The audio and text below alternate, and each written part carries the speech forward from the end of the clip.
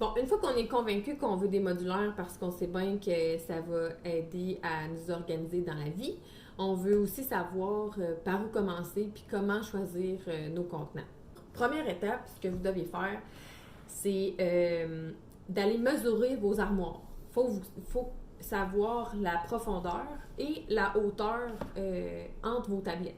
Ça va nous aider à déterminer la hauteur totale que vous pouvez avoir en termes de contenant sur chacune de vos tablettes. Aussi, la profondeur est très importante pour savoir si pour vous c'est plus commode d'avoir travaillé avec des contenants de type rectangle et super ovale, ou encore si vous devez travailler avec des contenants de type carré. Si vous avez des armoires très profondes comme les miennes, moi j'ai de la place pour 2 fois des rectangles. Alors ça c'est la profondeur de mon armoire. Ça se peut que vos armoires, ça soit un rectangle, un carré, 2 carrés, peu importe. Il faut mesurer la profondeur de votre armoire parce qu'on ne veut pas avoir plus que 2 contenants de profond. Sinon, on en prend un dans nos bras, on en prend un, puis là, on n'a plus de main pour prendre l'autre. Fait qu'on veut avoir maximum 2 rangées de profond. Fait que c'est de là l'important de bien mesurer la hauteur de ces tablettes, mais aussi la profondeur de vos armoires. Une fois que ça c'est fait, deuxième étape, c'est de déterminer qu'est-ce que vous rangez dans vos armoires. Alors, faire la liste de ce que vous rangez, puis aussi, c'est intéressant d'avoir la quantité que vous êtes habitué d'acheter. On parle de farine. Est-ce que vous achetez en 10 kilos ou est-ce que vous achetez plutôt des 2 kilos parce que vous ne faites pas beaucoup de gâteaux? Même affaire pour la cassonade. Est-ce que vous en achetez beaucoup, pas beaucoup? Le sucre à glacer, le riz, les pâtes, tout ça, c'est intéressant de savoir ce que vous entreposez, mais aussi en quelle quantité. Parce que, une fois que ça s'est fait, la troisième étape, c'est d'aller voir dans la charte que vous voyez ici.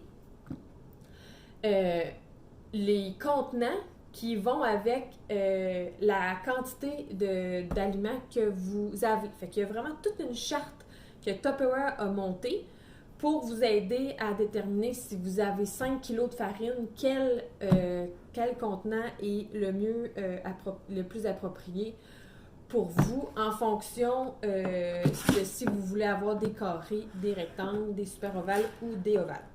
Comment on détermine si on veut des ovales, des super ovales ou rectangles, carrés?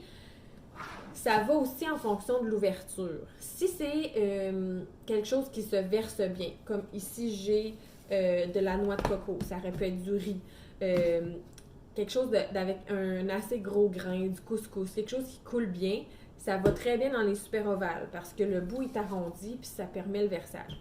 Ceci dit, les farines, tout ce qui peut être poussiéreux, sucre à glacer, ce qui est très, très, très poudreux, très, très fin, le versage devient difficile avec les ovales et super ovales. Ça fait beaucoup de poussière, ça tombe d'une shot. On préfère y aller avec une pelle ou une cuillère, une tasse à mesurer. Dans ce cas-là, on préfère y aller avec des grandes ouvertures pour s'assurer que la tasse à mesurer va bien rentrer dedans. Parce que la tasse à mesurer Tupperware, si je prends une grosse tasse, dans mon ovale, ça y va pas. Dans mon rectangle, évidemment, ça y va. Alors, il faut aussi penser à ça. Si, au contraire, c'est du bouillon, comme moi ici, j'ai mon bouillon de poulet, c'est pas un problème, c'est la petite cuillère à mesurer. C'est bien rare que je vais me servir d'une tasse au complet. Alors, quand c'est les cuillères à mesurer, c'est plus facile avec les ovales. On peut y aller avec ça. Alors, une fois que c'est fait, vous pouvez vous lancer avec la charte que vous avez là. Et je vous ai aussi mis tous les contenants, les dimensions des différents contenants là, de la collection modulaire que vous pouvez, sur lesquels vous pouvez vous fier pour organiser votre garde-manger. Ceci dit, quand vous avez besoin d'un coup de main, je suis toujours disponible pour vous aider. C'est important de le faire correctement la première fois. Alors, si vous avez besoin d'un coup de main, inquiétez-vous pas, je vais être là pour vous aider. Vous n'avez qu'à me contacter.